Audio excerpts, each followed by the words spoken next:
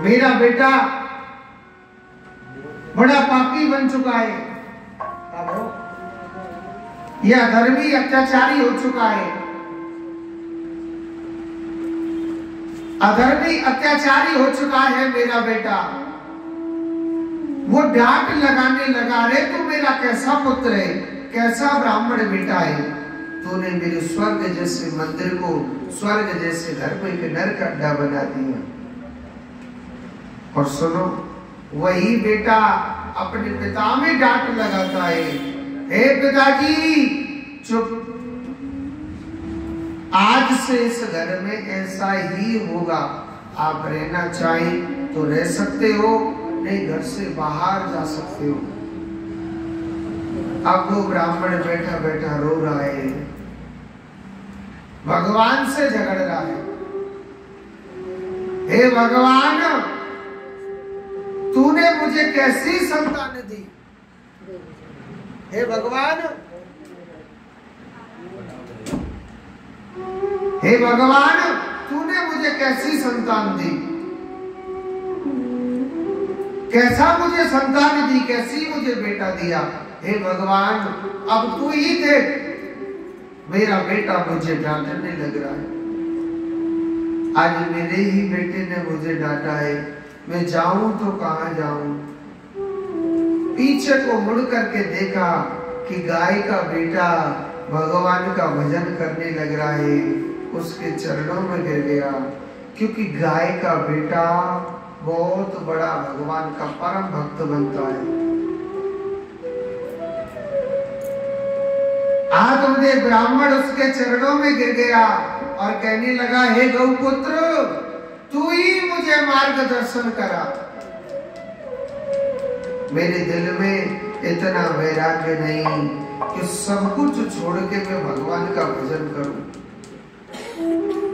मैं बियाबान जंगल चले जाऊं या भजन करने लग जाऊं, सब कुछ छोड़ के।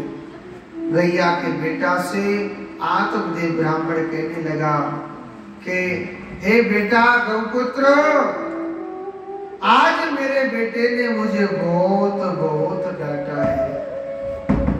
तो गाय का बेटा कहने लगा, अरे पिताजी कौन किसका बेटा, कौन किसका पिता, कोई किसी का नहीं। छोटा सा बुखार भी आ जाता है ना, कोई बेटा कह देता है क्या, या कोई पति कह देता है, या कोई पत्नी कह देती है कि आप आधे बुखार को मुझे दे दो, कोई कहता है क्या? सब स्वार्थ का संसार है, ये सब स्वार्थ का संसार है। अगर माता पिता खाने पीने के लिए देते हैं तो बेटा भी कहेगा जी पिताजी, पिताजी को सेवा का मौका देना। और जब पिता सहारे से बेसहारा हो जाता है, कोई किसी का सहारा नहीं बनता। एक ही चीज सदैव सहारा देती है, तुमने जितना बना, जितना भगवान का नाम लिया, जितनी तुमने कथा सुनी, ये तुम्हारे जीवन में सदैव साथ जाएगा। एक छोटी सी बात बताता हूँ माताओं, कहते हैं कि आज तुम्हारे हाथ चाबी है, चाबी तिजोरी की नहीं, चाबी है जुबान की। कि आपने अपने बेटे से कही कि बेटा मैं बालाजी के मंदिर में कथा सुनने जा रही हूँ, और बेटा ने कह दिया माँ आप जाओ, या आपके पति ने कह दिया कि आप कथा सुनो, ये बहुत बड़ी भगवान की कृपा समझ। नहीं, ऐसे ऐसे पुत्र कुपुत्र पैदा हो गए जो अपने माँ बाप को राम का नाम लेना तो पसंद ही नहीं कराते। 24 घंटे हाय हाय हाय हाय हाय हाय डर के चले जाओ। आत्मदेव ब्राह्मण कहने लगा पिताजी कौन किसका पिता और कौन किसका बेटा, ये तो भगवान की माया है। माया किसे कहते हैं? मन मरे ना माया मरे, और मर मर जाए शरीर, आशा तृष्णा मरी, कह गए दास कवि। ये मन और माया मरे। मन इंसान का न जाने क्या क्या मांगता है, मेरे लिए ये मिल जाए वो मिल जाए। बचपन से लेके जवानी आ जाती है और जवानी से बुढ़ापा। क्या किसी के मन की इच्छाओं की पूर्ति हुई क्या? हुई क्या? कभी नहीं होती। वो उससे क्या कहते हैं, महाराज बस मेरे बेटे की शादी हो जाए, मेरे मुझे कुछ नहीं करना, बस माला लेके भजन ही करना है। सही बताइयो, आत्मा तो झूठ मत बोलियो। कितने के घर में बहू आ गई, क्या तुम फ्री हो गई क्या? है? अरे दादी के जब तेरे छोरा को ब्याह जाओगे ना, जब और ज्यादा बंध जाओगे बंधन। पर उससे क्या कहते हैं, महाराज जी बस भगवान बालाजी महाराज को तासो दे दे, बस 24 घंटे भजन करना है हमको। कितने के घर में एक एक की जगह दो दो पोता आ गई, कोई माला लेके बैठा हुआ देखा है क्या? जब और ज्यादा माया में बंध जाओगे। हाँ जी, उससे क्या कहते हैं, महाराज हम बुढ़ापे में खूब भजन करेंगे, खूब चिंतन करेंगे भगवान को। है? कोई बूढ़ा आदमी देखो का माला लेके बैठे हो, काऊ को भजन ना हो जाने, जवानी में भजन नहीं करो, वो बुढ़ापे में कभी नहीं कर सकता है। आज जिस पर अब भजन नहीं हुआ, जो कहता है मैं कल ये करूंगा या बाद में भजन करूंगा, उसे एक नंबर का झूठा समझेगा। वो कहते हैं बाद में भागवत कथा कराएंगे, बाद में हम ये कराएंगे, बाद में वो कराएंगे, वो एक नंबर का झूठा है। वेद क्या कहता है कि काल कर सुआज कर और आज कर सुअ, पर में पर ले हो तो गौरी करे गो। जो कल की सोचता है वो आज कर, और आज नहीं अवई। और जो सोचा बुढ़ापे में भजन करेंगे, बुढ़ापो को तो कहते के हुए जिस आदमी को दुख देखना है, जिस आदमी को कष्ट देखना है, उसे कहते हैं बुढ़ापो। हमारे एक ब्रज का भजन है कि जिसने जवानी में भजन नहीं किया वो बुढ़ापे में बिल्कुल नहीं कर सकता है। क्या है वो भजन? और नाम नाम लीलो तेरे भरी जवानी में, जय हो।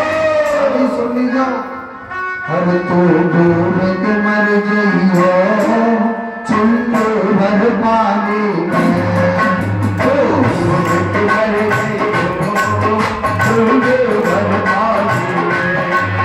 नाम नाम लीलो, नाम नाम लीलो, कृष्ण नाम लीलो, तेरे राम लीलो तेरे भरी जवानी में।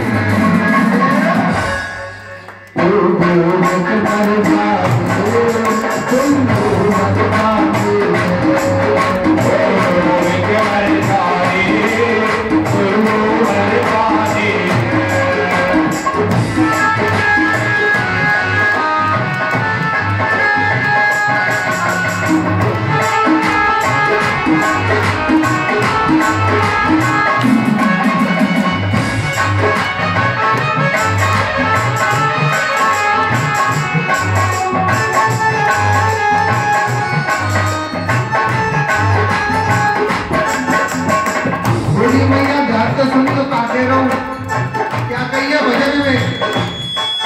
कहलायो आती में मिल जाए वो माटी में, कहलायो आती में मिल जाए वो माटी में, कहलायो आती में। आटी जाने का कहने भैया, आटी जाने का जहाँ में रुपया धरे का है।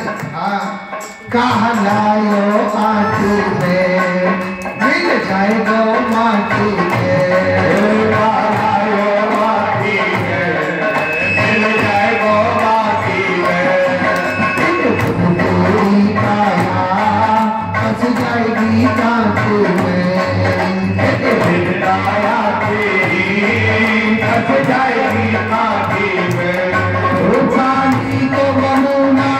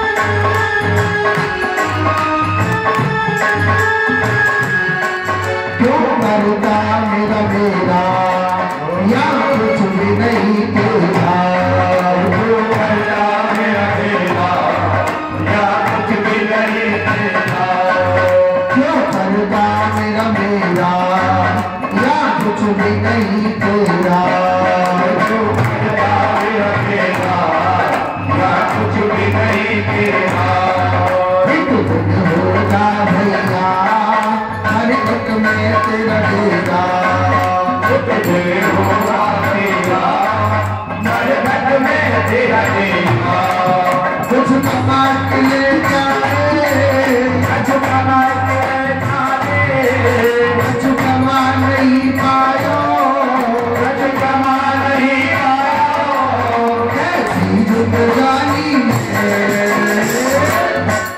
तू मर गई हो, तुम मर पाओ तो मर गई हो, तुम हर पानी है।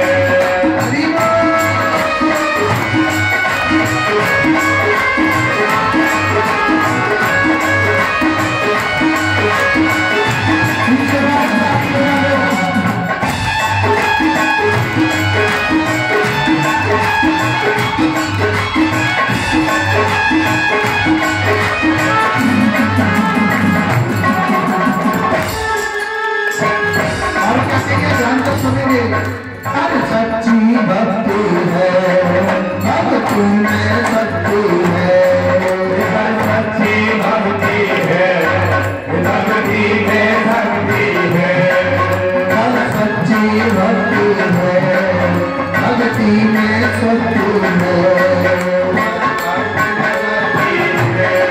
भक्ति में शक्ति है, या भक्ति से भैया मिल जाएगी मुक्ति है, भक्ति से भैया मिल जाएगी मुक्ति है, तेरे वाला कभी खोयो, तेरे वाला कभी खोयो, तेरे सारो जीवन खोयो, तेरे सारो जीवन खोयो, या आना काली है तू मर गई हो,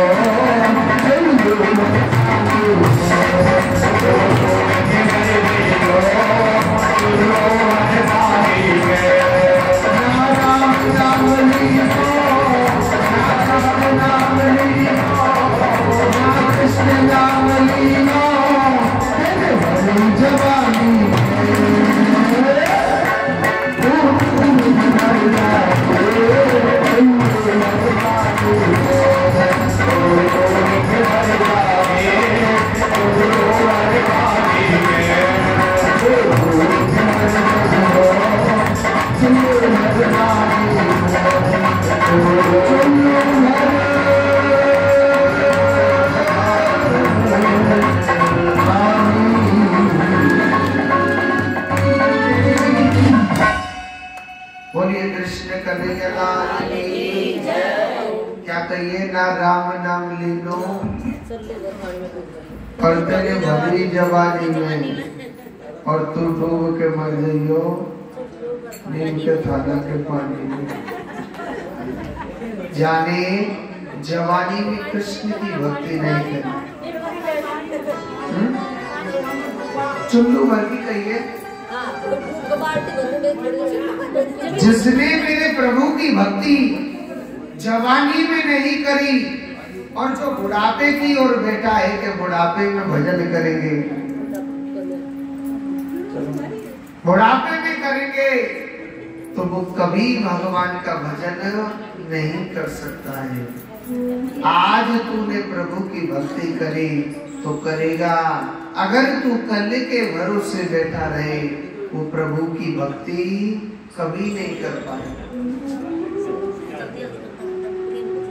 आत्मदेव ब्राह्मण को धर्म मोक्ष की बातें बताई और उसका मन मेरे प्रभु की भक्ति की ओर लग जाता। उसके हृदय के ज्ञान के पट खुल गए, उसे ज्ञान हो गया कि भगवान ही सब कुछ है। उसने घर छोड़ दिया। आज देखो, यही ब्राह्मण ने भगवान की शरण ली। आत्मदेव ब्राह्मण अब तो घर में अकेला, उनका जो बेटा है धुंधुकारी अब तो अपनी माँ के साथ रहने लगा अकेला, क्यों पिता ने घर छोड़ दिया। एक दिन जलती हुई लकड़ी ली अग्नि की और अपनी माँ से कहने लगा, माँ मेरे लिए धन दो, और अगर आपने नहीं दिया मुझे धन तो मैं इस जलती हुई लकड़ी से आपको मारूंगा। मैं इस जलती हुई लकड़ी से आपको मारूंगा। मैया ने झूठ का सहारा लिया। लाला तेरे लिए ना कल धन दूंगी। और माँ ने कहा करो, अपने प्राण कुएं में त्याग दिए। और कहते हैं कुपुत्र तो कुपुत्र होता है और पुत्र पुत्री होता है। 5 वेश्याओं की संगति करने लगे। अधर्मी अत्याचारी पापी बन जाता है। गाय के बेटा ने कही कि तुम भजन करो, उसने कहा, उसने वो बोलने लगा, काई भगवान तूने देखा है क्या, मैं तो भजन नहीं करूँ, तुझे करना ही कर। एक दिन वैसा सोचने लगी, ये चोरी करता है, ये पाप करता है, ये अधर्म करता है, और ये पकड़ा जाएगा तो दंड हमको भी मिलेगा। ऐसा करना चाहिए, न रहेगा बांस तो न बजेगी बांसुरी।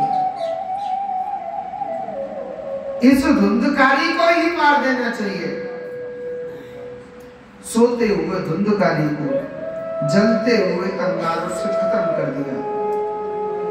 इसे प्रेत योनि मिली। गाय का बेटा तीर्थ यात्रा पर चला गया। उसको पता भी चला था कि मेरे भाई ने प्राण त्याग दिए, पिंड दान करे, मगर कुछ भी असर नहीं हुआ। जब घर आया गौकर्ण तो देखने लगा वही धुंधकारी, क्योंकि उसे प्रेत योनि मिली थी। कभी कुत्ता बन के घूम रहा है, कभी बिल्ली बन के घूम रहा है, कभी कुछ बन रहा है। गौकर्ण ने अपने हाथ में जल लिया और गायत्री मंत्र पढ़ के छींटा मारे और कहने लगा, भैया आप कौन हो जो मुझे इस प्रकार आप बार बार में डराने लग रहे हो? आप कौन हो मुझे जो बार बार में इस प्रकार जो डराने लग रहे हो?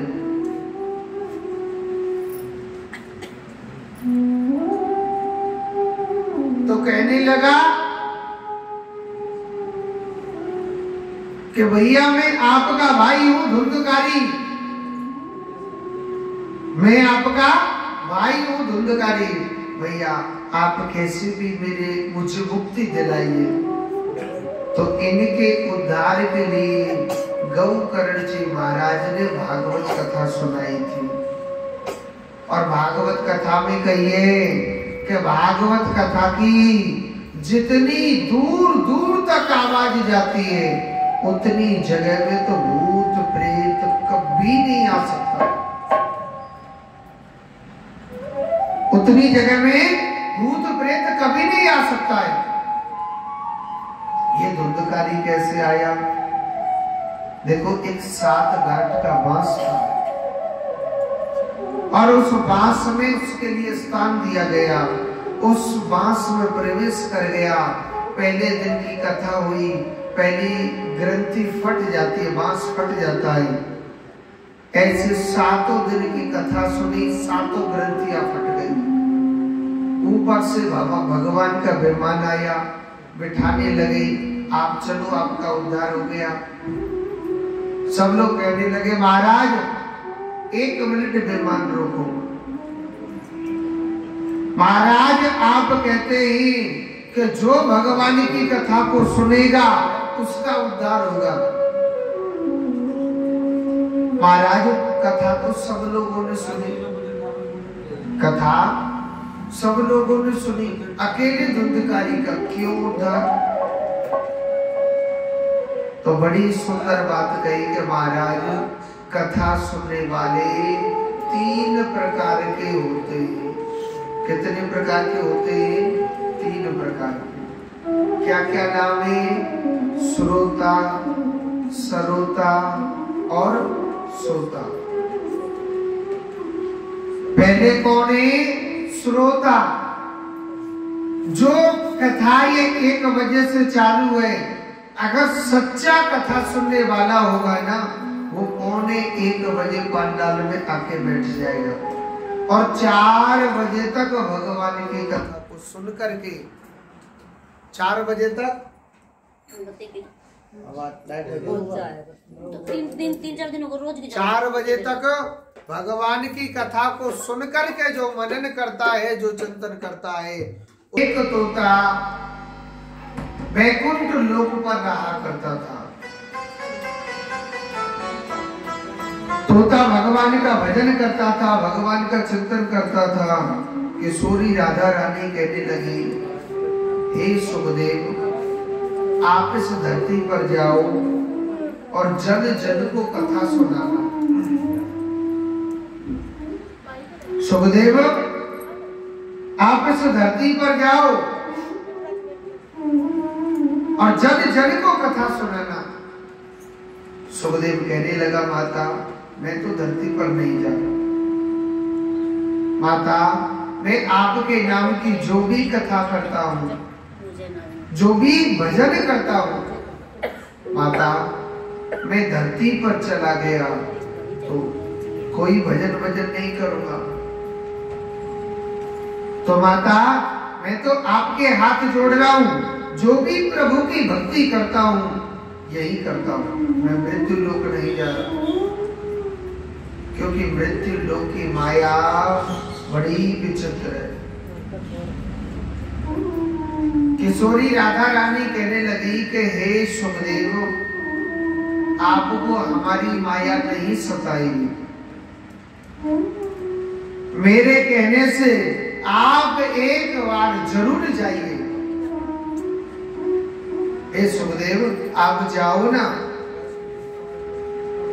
तो किशोरी राधा रानी की बात मान करके यही सुखदेव वैकुंठ से धरती पर आ रहा है।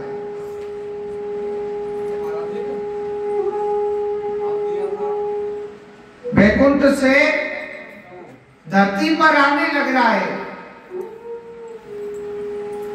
और यही सुखदेव जब धरती पर आने लगे तो कहते हैं कि इस मृत्यु लोक में जो आता है, इधर की साइड में बैठ जाओ भैया,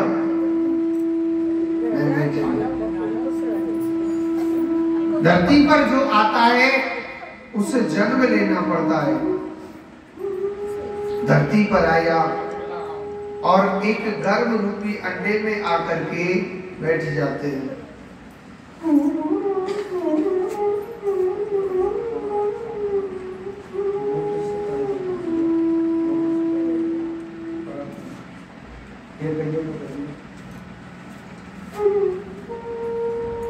तो कहते हैं गर्भ रूपी अंडे में आकर के बैठ जाते हैं।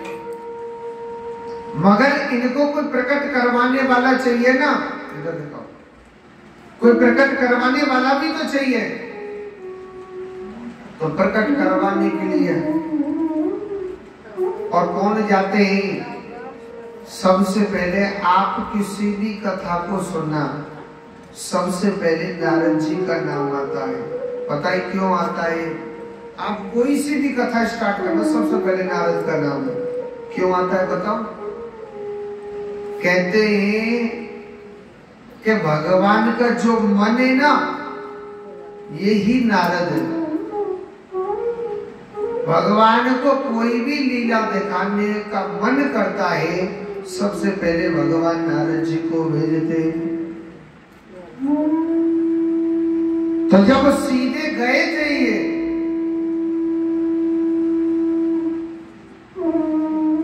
सीधे जब ये जाते हैं, सुखदेव जी महाराज कहते हैं परीक्षित, जब यही सीधे जाने लग रहे नारद जी, और सुनो नारद जी ऐसे संत हैं, चाहे जिसमें लड़ाई करा देते हैं, चाहे जिसमें राजीनामा भी करा देते हैं। नारद जी महाराज सोचने लगे, मैंने सबकी लड़ाई करा दी है, मैंने सबकी लड़ाई करवा दी, मगर मैंने कभी भोले बाबा और पार्वती मैया की लड़ाई नहीं कराई। अब सोचने लगे क्यों ना भोलेनाथ के घर में लड़ाई करवा दूं,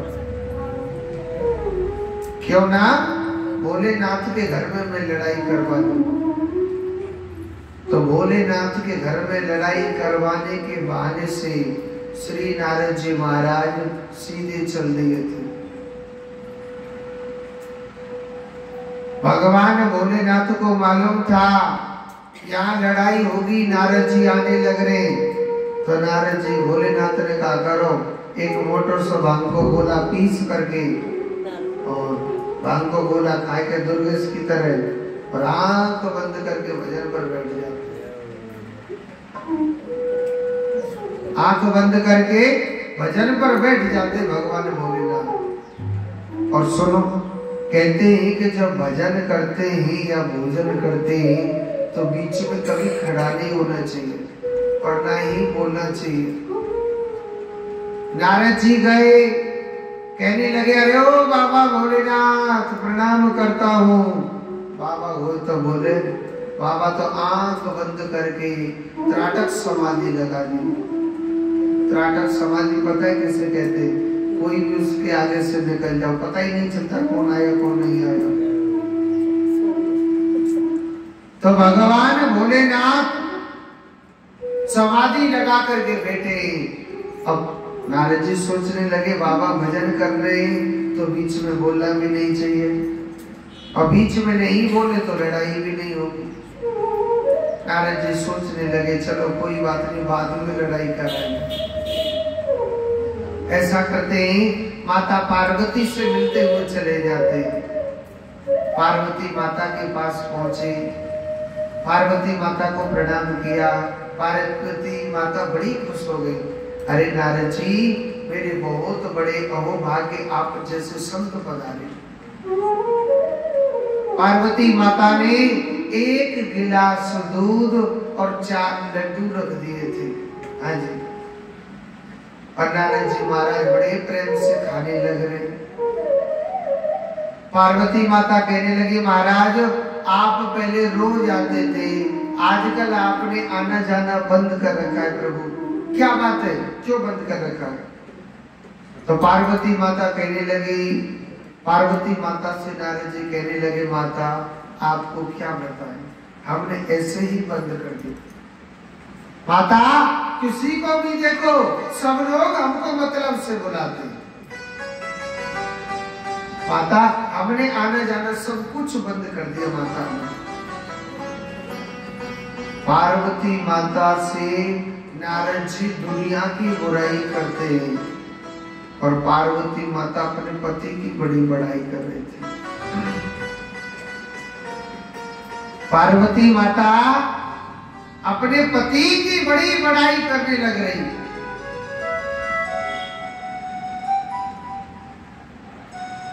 अपने पति की बड़ी बड़ाई करने लग रही थी। और पार्वती माता अपने पति की बड़ी बड़ी बड़ाई करने लग रही। तो नारद जी सोचने लगे कछु न कछु तो धार्मिक हो, गड़बड़ी, पति की बड़ी बड़ाई चल रही।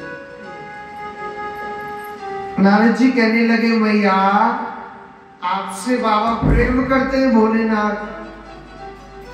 पार्वती माता कहने लगे महाराज प्रेम नहीं, बहुत ज्यादा प्रेम करते हैं मेरे पति। अच्छा महाराज लग गया। मैया आपसे बाबा कितनो प्रेम करते लिखा हमको भी बता दो। कहने लगे पार्वती माता से, कहने लगे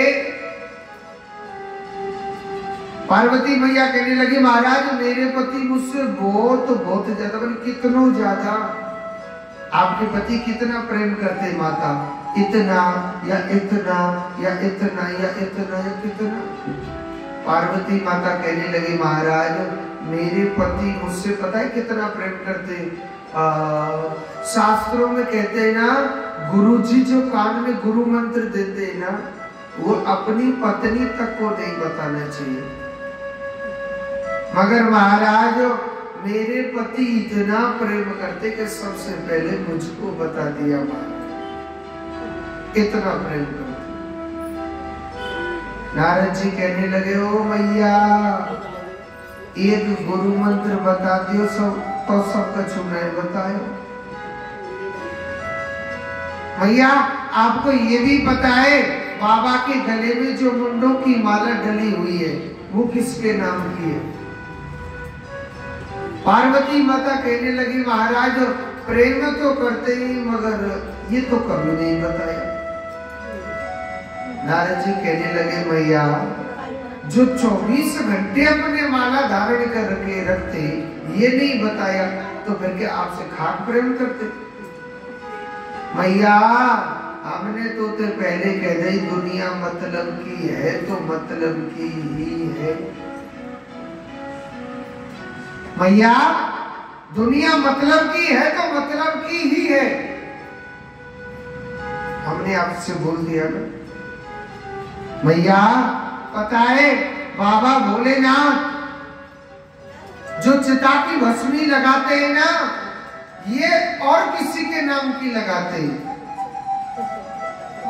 और तो क्या चले मैया बाबा भोलेनाथ ने एक दूसरी शादी भी कर रखी। बाबा भोलेनाथ ने एक दूसरी शादी भी कर रखी है। एक बात बोलो मैया ने पता चल जाए कि हमारे खसब ने दूसरों ब्याह कर रखा तो मैया गुस्सा होंगी कि नहीं होंगी?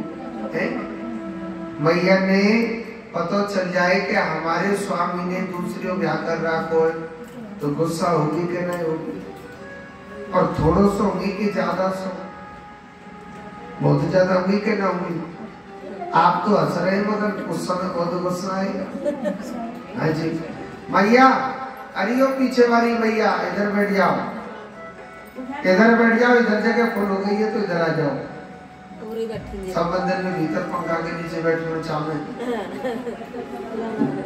तो मैया ना बहुत गुस्सा होंगी। पार्वती माता को पता चला कि मेरे पति ने दूसरी शादी कर रखी है तो पार्वती मैया बड़ी जोर से गुस्सा हो गई। नारद जी कहने लगे मैया बात बहुत है मगर अब हम थोड़ा जल्दी में चलते राधे राधे कहकर के चले गए थे। अरे और का बात तो बोलेगा बीज तो बेदियों का नहीं। अच्छा पहले जमाने में अगर कोई माता नाराज हो जाती थी या लड़ना था किसी को तो उनके लिए अलग कमरा बनवाया जाता था। उस कमरे का क्या नाम होता था? कोप भवन। पार्वती माता सीधी कोप भवन में जाके बैठ गई। पार्वती माता कोप भवन में जाकर के बैठी थी। भोलेनाथ जब भजन से खड़े हुए सोचने लगे भाई आज हमारी देवी क्यों रूठ गई, क्या बात है? हमने तो ऐसी कछु बातों में बोली जो हमारी देवी पतो न जली क्यों रूठ गई। कहने लगे भगवान भोलेनाथ कोप भवन में गए, कहने लगे हे देवी क्या बात है, क्यों नाराज हो। पार्वती माता कहने लगे महाराज सुनो, आप हमसे मत बोलो और हम आपसे नहीं बोल रहे। बोले बाबा कर ठीक है नहीं बोलेंगे। अरे बात तो बताइए, बात क्या है। नहीं कुछ भी बात नहीं है, हमने बोल दिया ना आप हमसे मत बोलो और हम आपसे नहीं बोल रहे। बोले बाबा करो ठीक है भैया नहीं बोलेंगे। मगर भोलेनाथ तो सोचने लगे हमने तो कुछ बात भी नहीं बोली है, नाराज क्यों हो गई। कछु ना कछु तो दार में कारो है। आंख बंद करके देखे तो पूरी धारे कारी पड़ी है। कैसे वहां संत नारद जी आए हुए। भोलेनाथ कहने लगे देवी हम आपसे बात तो नहीं करेंगे, मगर एक बात बताइए आप हमको, क्या यहाँ पर संत नारद जी आए थे क्या। पार्वती माता कहने लगे जी हाँ यहाँ आए थे। भोलेनाथ कहने लगे फिर तो आधा कोई कसूर नहीं है जी।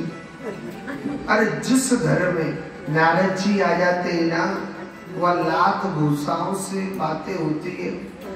शुक्र है मेरे राम का यह मुंह से ही काम चल रहा है। पार्वती माता कहने लगी अच्छा हुआ संत नारद मेरी आंखों को खोल के चले गए। बोले बाबा कह रहा हूँ ज्यादा तो ना खोल रही, मतलब अरे ऐसी कहावत बोल रही जो आप हमसे नहीं बोल रहे और हम आपसे नहीं बोल रहे, ऐसी कौन सी बात बोल रही। पार्वती माता कहने लगी महाराज यहाँ पर संत नारद जी आए थे और वो कहने लग रहे थे कि आप जो मुंडों की माला पहनते हो वो किसी और के नाम की पहनते हो। बोले बाबा कहने लगा हाँ वो तो मैं पहनता ही हूँ, बस यही बात पर उठ गई। नहीं महाराज एक बात और है। और क्या बात है। पर महाराज आप जो अपने शरीर से चिता की भस्मी लगाते हो वो किसी और के नाम की लगाते हो। बोले बाबा कहने लगा हाँ वो तो मैं लगाता हूँ, बस यही बात पर उठ गई। नहीं महाराज एक बात और है। एक और क्या बात है। मान के महाराज नारद जी कहने लग रहे थे कि आपने एक दूसरी थोड़ी कड़क बात थी ना, थोड़ी हिचकिचा करके बोली थी कि आपने एक दूसरी शादी भी कर रखी है। भोले बाबा कहने लगा हाँ मैंने तो कर रखी है, मगर देवी आप ये नहीं पूछोगे कि शादी किससे कर रखी है। देवी मैंने शादी किसी और से नहीं करी। कभी तो सती रूप में आती है, कभी तो दुर्गा रूप में आती है, कभी कालरात्रि रूप में आती है। मैंने तुझसे ही विवाह रचाया। जिस रूप को तू छोड़ती हुई आई उसका एक एक मुंड मैंने काट काट के अपनी माला में पिरो लिया और चिता की भस्मी किसी और की नहीं लगाता हूँ। मैं केवल केवल सिर्फ आपके ही नाम की चिता की भस्मी लगाता हूँ। देवी जो चिता की भस्मी लगाता हूँ तो केवल सिर्फ आपके ही नाम की लगाता हूँ। जोड़ते बोलो राधे राधे। पीछे धरी का मैया सोने लग रही है आंखें बंद कर करके जोड़ते बोलो राधे राधे। सोच ले ओ समझ ले प्राणी, सोच ले ओ समझ ले प्राणी, तेरी थोड़ी सी जिंदगानी। समझ ले प्राणी तेरी छोटी सी जिंदगानी। सोच ले ओ समझ ले प्राणी भैया पानी भैया पानी लगे हो। सोचो ले समझ ले छोटी सी जिंदगी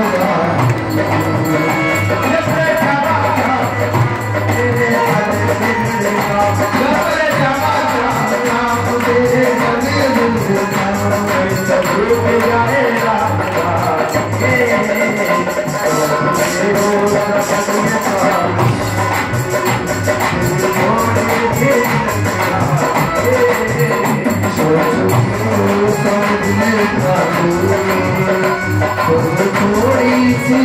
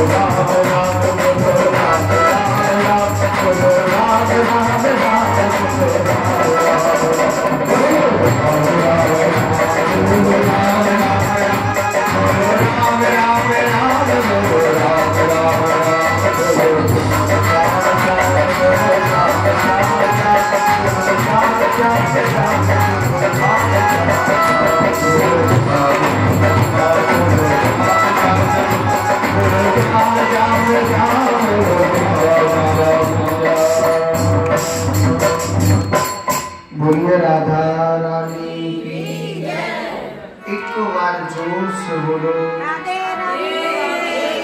पीछे धनिका मैया सब जनी बोलो एक साथ राधे राधे। तो कहते हैं आज यही परमपिता परमात्मा भगवान नारायण भोलेनाथ कहने लगे देवी मैंने तुझसे ही विवाह रचाया था। तो पार्वती माता कहने लगी महाराज आप कहते हो कि जब हर रूप में तुझसे विवाह किया हर रूप को छोड़ती हुई आई मैंने आपका मुंड मैंने माला में पिरो लिया। महाराज एक बात बताओ तुमने ऐसी कौन सी जड़ी बूटी पीस के खा ली महाराज मैं तो मरती हूँ, तुम क्यों नहीं मरे कुआ? है महाराज, ऐसी कौन सी कुड़िया घोर के पी ले महाराज, जो मुझे मृत्यु आती है आपको क्यों नहीं आती है? भोलेनाथ कहने लगा, हाँ ये बात पूछ सकती हो क्या? ये बात ऐसे पूछ सकते हो, मैं बताता हूं आपके लिए कि मुझे मृत्यु क्यों नहीं आती है। मैंने ना अमर कथा सुनी है, और जो मनुष्य चित्त लगा के, मन लगा के अमर कथा को सुनता है बड़े भाव से, बड़े प्रेम से, वह भक्त अमर हो जाता है।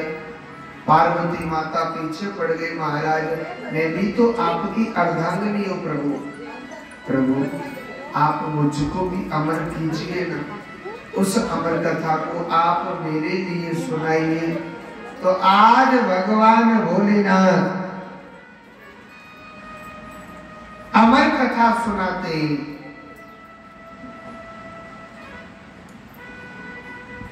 और अमर कथा सुनाने के लिए भगवान ने पार्वती से कहा कि हे पार्वती, मेरी इस अमर कथा को कोई सुन न ले।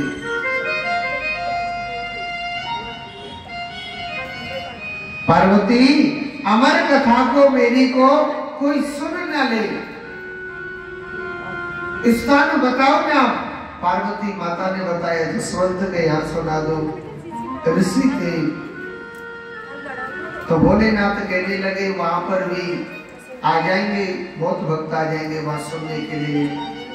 कई जगह बताई थी, मगर भगवान भोलेनाथ ने कैलाश पर्वत पर एक गुफा थी।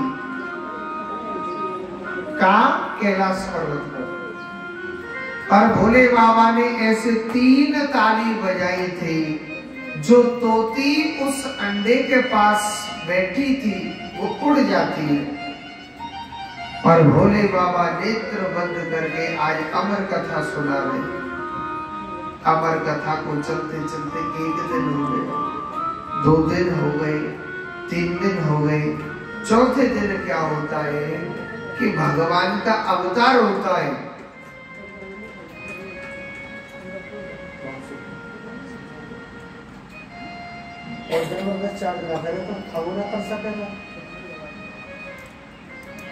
तो पार्वती माता को निंद्रा देवी ने जकड़ लिया था। किसने जकड़ लिया? निंद्रा देवी ने। तो पार्वती माता को निंद्रा देवी ने जकड़ लिया। और सुनो, पार्वती माता वहां सो जाती है। भगवान के तप के कारण वह अंडा फट गया था। और उस कथा को कौन सुनता है? एक पंछी सुनता है, वो तोता सुनता है। 7 दिन की कथा सुनी बड़े भाव से, बड़े प्रेम से। और 7 दिन की कथा श्रवण करके जब भगवान भोलेनाथ ने नेत्र खोले तो देखा था कि एक पंछी ने मेरी कथा सुनी। एक किसने सुनी है? पंछी ने कथा सुनी थी। भोले बाबा बड़े जोर से गुस्सा हो गए। उस पंछी को मारने के लिए जैसे ही त्रिशूल उठाया तो तुरंत वह तोता उड़ जाता है। भोलेनाथ पीछे पीछे जा रहे हैं, त्रिशूल लेकर के। पंछी आगे आगे जा रहा है। भगवान भोलेनाथ चिल्ला रहे, पकड़ो पकड़ो, जो मेरे ज्ञान को चुरा के ले जा रहा है। व्यास जी महाराज की पत्नी का नाम क्या था? विटका माता। क्या नाम था? विटका माता। विटका माता को उसी समय जमाई आई थी, उबासी। उबासी जानते हो ना? मुंह को फाड़ते करते ना। यही तोता सीधा उड़ता हुआ गया और सीधा मुख में गया और विटका माता के गर्भ में जाके बैठे, पेट में जाके बैठे। भोले बाबा त्रिशूल भी नहीं मार सकते। क्यों नहीं मार सकते? नहीं, आने वाले समय में हर बेटा अपनी माँ के पेट में त्रिशूल मारता। यही तोता अपनी माँ के गर्भ में रहा। गर्भ में रहते रहते 1 वर्ष हो गई, 1 वर्ष से 2 वर्ष हो गई, 2 वर्ष से 4 वर्ष हो गई, 4 वर्ष से 8 वर्ष हो गई, 8 से 10 वर्ष हो गई। और एक छोटी सी बात बताओ, सबसे बड़ा नरक कहाँ होता है? सबसे बड़ा नरक कहाँ होता है? माता के गर्भ के अंदर होता है। माँ के गर्भ में जब बच्चा रहता है ना, अगर माता जरा सा चटपटा भोजन कर लेती है, तीखा भोजन कर लेती है, वो चटपटा काटता है, वो चटपटा वो तीखा काटता है, और वो माँ वो बच्चा बड़ा बड़ा चिल्लाता है, हे भगवान, हे गोपाल, हे माधव, मेरी रक्षा कर प्रभु, हे विधाता, मुझे इस नरक से निकाल। अगर माता जरा सा गरम भोजन कर लेती है तो वो गरम उसे काटता है, वो गर्म उसे काटता है, और बच्चा बड़ा बड़ा भजन करता है, मुझे इस नरक से बाहर निकालो हे भगवान। मगर सुखदेव जी महाराज एक ऐसे भगवान के भक्त एक ही बात कह रहे कि हे भगवान, मुझे इस नरक से बाहर मत निकालना। स्वयं भगवान ने दर्शन दिया, हे सुखदेव, आपको इतनी इतनी पीड़ा सता रही, अब क्यों नहीं जा रही? तो बड़ी सुंदर बात कहते सुखदेव महाराज, ये पीड़ा मुझे नहीं सता रही महाराज, ये पीड़ा मुझे नहीं सता रही, ये मेरी काया को सता रही है।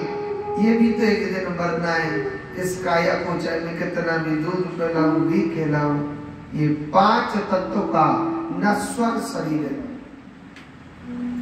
ये 5 तत्वों का ये नश्वर शरीर है महाराज, ये मुझे नहीं सता रही। महाराज आपका भजन तो करने लग रहा हूं, अगर मैं धरती पर आ गया तो आपकी माया महाराज मुझे सताएगी। तो भगवान ने बड़ी सुंदर बात कही कि हे सुखदेव, मैं आपको वचन देता हूं, मेरी माया तो मैं नहीं सताएगी, आप धरती पर जाओ। और यही सुखदेव जी महाराज का बड़ा सुंदर जन्म होता है। आजकल के देखो सुखदेव जी का जन्म हुआ तो बड़ी सुंदर बात है संतों की कि कबीरा जब हम पैदा भई, जग हंसा हमरो, ऐसी करनी करो चलो, अब हंसे जगरो। कबीरा जब हम पैदा भये, जग हंसा, पूरी दुनिया हंस रही, अरे भैया फलाने की बड़ी मौज आ गई, अरे बाप रे तो बेटा भयो, छोरा भयो, लाला भयो, क्या कहिए बेटा हुआ।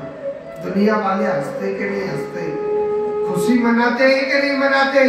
जिसके घर में बेटा होता है, और ऐसी करनी करो चलो, हम हंस जगरो। ऐसा कर्म पता है क्या है? ऐसा कर्म है भगवान का भजन। अगर कोई बच्चा भगवान का भजन करता है या मंदिर में जाता है, आज के माँ बाप कैसे हो गए, अपने बच्चे को रोकते हैं, बेटा वो भजन मत कर। आज के पता है माँ बाप कैसे हो गए दुनिया में, बेटा आप सोते पढ़ो, जगते पढ़ो, चलते पढ़ो, खाते पढ़ो। ऐसी पढ़ी लिखी संतान हो गई आज की, जिनके माँ बाप रोडों पर पड़े पड़े दुख भोग रहे, वो संतान कभी नहीं पूछ रही कि पिताजी आपके क्या कष्ट है। क्यों? क्योंकि वो पढ़े लिखे बच्चे हैं, एजुकेशन बच्चे, और एजुकेशन बच्चे माँ बाप की सेवा करे कभी नहीं करनी चाहिए। ऐसी संतान हो गई आज की ऐसी संतान हो चुकी है। वेद क्या कहता है? वेद कहता है कि पहले अपने घर के देवता को मनाओ। वेद कहता है कि जिस बहू ने या जिस बेटा ने अपने माँ बाप या अपने सास ससुर की सेवा करी है, तुम्हारी संतान जरूर जरूर जरूर सेवा करेगी। और जिस बहू ने कभी अपने सास ससुर की सेवा न करी हो, चाहे तुम कितनी भी भागवत सुन लो, चाहे तुम कितना भी राम का नाम ले लो, चाहे तुम कितने भी गंगा जी डालो, जो तुम्हारी संतान सेवा कर दे तो ये मेरी गारंटी है। आप सोच करके सोचो, ये कथा नहीं बोल रही, ये कर्म कहता है। सोच करके सोचो कि फलाने ने अपने सास ससुर की सेवा न करी बहू ने, या फलाने बेटा ने अपने सास ससुर की सेवा न करी, आज उसकी संतान बड़ी हो गई, सेवा कर रही है या नहीं कर रही? भगवान कर्मों में वास करते हैं, भगवान पाखंडता में वास नहीं करते। मेरा कृष्ण कर्म में वास करता है, वो पाखंड में वास नहीं करता है। कर्म सबसे बड़ा प्रधान है। अगर तुमने बहुत से संतानें ऐसी होती महाराज जी, एक्चुअली हमारे माँ बाप ना, हमारे सास ससुर ना पागल है, वो बुढ़े को जानते तो कुछ है ना, अरे दारी के ज्यादा तेरी एक्चुअली पहुंचेगी ना बुढ़ापे में, तो तेरी भी संतान कहेगी महाराज ये एक्चुअली पागल है गई है। उससे बुढ़ापा ऐसे नहीं आता है, उसे बुढ़ापा ऐसे नहीं आता है। अगर जिसने अपने सास ससुर का पागलपन सहा है, तो तुम्हारी संतान तुम्हारे पागलपन को भी सहेगी। जिसने अपने सास ससुर के थोड़ा गुस्सा भी सहा है, तो तुम्हारी संतान भी तुम्हारे गुस्से को सहेगी। अरे तुमने कहा उनके गुस्सा को नहीं सहा, तो तुम्हारे को कौन सहेगा? कर्म सबसे बड़ा प्रधान है। भगवान कर्मों में वास करता है, मगर जीव आज अपने कर्मों पर टिका हुआ नहीं है। यह सबको मालूम है कि दूध पीने से ताकत आती है, बुद्धि अच्छी होती है, ताकत भी आती है, हमारा शरीर भी सुंदर होता है, हमारे बुद्धि भी अच्छी होती है दूध पीने से। मगर दूध बेचने वाला घर घर घूमता है कि दूध ले लो, दूध ले लो, दूध ले लो, दूध ले लो, मगर दूध कोई लेता ही नहीं है। और ये सबको मालूम है कि दारू पीने से बुद्धि भ्रष्ट हो जाती है, हमारे धन की हानि हो जाती है, हमारे परिवार में मान सम्मान गिर जाता है। मगर दारू बेचने वाले को देखो, एक दुकान पर बैठ करके बेच रहा है, वहां लाइन नहीं टूट रही साहब। क्या कहते हैं महाराज? समय खराब आ गया। समय खराब नहीं, समय कभी नहीं कहता है कि तू दूध मत पीवे, दारू पी ली जाओ। समय खराब नहीं, मेरी सोच खराब हो गई। समय तो पहले भी रात्रि में चंद्रमा निकलता था, वो आज भी निकल रहा है। समय तो पहले भी दिन में सूर्य निकलता था, वो आज निकल रहा है। समय खराब नहीं, मेरी सोच खराब हो गई। ये भी सबको मालूम है कि भगवान की कथा सुनोगे, भगवान की ज्ञान लोगे, तुम्हारे घर में, तुम्हारी धन दौलत में, तुम्हारे परिवार में सुख शांति रहेगी। मगर यही देख लो, अगर तुम्हारी पूरी कॉलोनी कथा सुनने के लिए आवे ना, इस मंदिर में इतनी सी जगह नहीं बचेगी बैठने के लिए। मगर यहाँ बहुत कम लोग आ रहे हैं। क्यों? किसी को जीवन अच्छा बनाना ही नहीं है। ये सबको मालूम है कि कथा सुख देती है, सुख शांति देती है, मगर एक गलत नाच हो रहा हो या गलत नृत्य होने लग रहा हो तो वहां इतनी भीड़ लग जाएगी, हाय राम फलानी जगह सपना चौधरी आइए जी, हमको भी देखने के लिए जाना है। वह पैसे बरसाने लगते, ये सबको मालूम है, या कितना भी पैसा बरसा लेना ये मेरे नाम नहीं होगा, ये मेरे धर्म में नहीं, ये मेरे पाप की ओर ये धन जाएगा। जानता सब है मगर जीव कभी चिंतन नहीं करता। जानता हर जीव है मगर जीव कभी चिंतन नहीं करता है। हम लोग कहने के लिए क्या है, हिंदू, मगर हिंदुओं जैसा हमारे अंदर भाव नहीं रहा, हमारे अंदर हिंदुओं जैसा प्रेम नहीं रहा। हिंदुओं में कितना धर्म था, कितनी दया थी। हम पर 4 रुपए आ गए या 4 ईंट का मकान बड़ा बनवा लिया तो सोचता है लोग एक्चुअली जी हमारे पास टाइम नहीं है, हम बड़े आदमी हो गए। कहने के लिए कौन है हम हिंदू।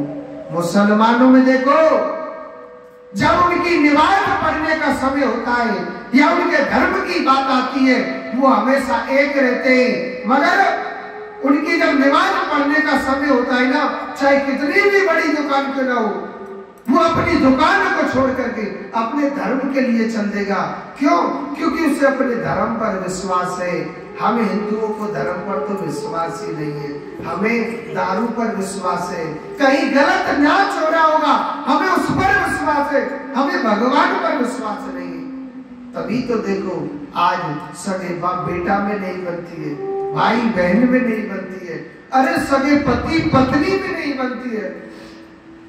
आज शादी 10 दिन पीछे तलाक, बड़े खुशी होके बताते महाराज जी हमारा तलाक हो गया है, बड़े खुशी होके बताते कि हमने कितना अच्छा कर्म करके आए।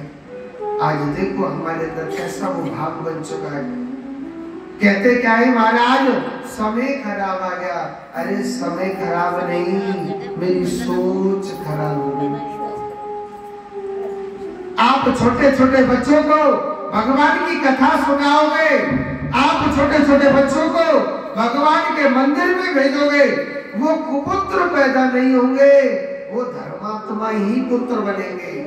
पढ़ाई पढ़ाओ, ऐसी बात नहीं मत पढ़ाओ, मगर अपनी संस्कृति को, अपने धर्म को भी पढ़ाना चाहिए। माँ बाप की सेवा क्या होती है, तुम खुद करो, तुम्हारी संतान देख करके करेगी। तुम डंडा देख करके कराओगे वो कभी नहीं करेगी। पहले खुद तो कर, पहले खुद अपने कर्मों को सुधारो। ये वेद कहता है कि जिस बहू ने अपने सास ससुर की सेवा करी है, तुम्हारी संतान जरूर जरूर सेवा करेगी। अरे तुमने ही काउपी नहीं करी तो तुम्हारा कौन कर देगा, कोई ना करेगा। वेद में कहिए ना, यहाँ से जाएगा ना कुछ भी साथ लेके नहीं जाएगा, सिर्फ 2 गज कफन का टुकड़ा, और उसको भी खींच लेते। आदमी हॉस्पिटल में जावे ना, लूट तो दाढ़ी के पहले ले में, अगर कोई अंगूठी पहन रखी होगी हॉस्पिटल ले जाके क्या करोगे जी, चलो यही उतार लो, दाढ़ी के गले में लूट ले, माथे तो बिल्कुल लुटाए आपने, कुछ भी साथ लेके नहीं जाता है। जाएगा जब यहाँ से वो फिर कुछ भी न पास होगा, 2 गज कफन का टुकड़ा तेरा लिबास होगा, 2 गज कफन का टुकड़ा तेरा लिबास होगा। जाएगा जब वहाँ से कुछ भी न पास होगा, 2 गज कफन का टुकड़ा तेरा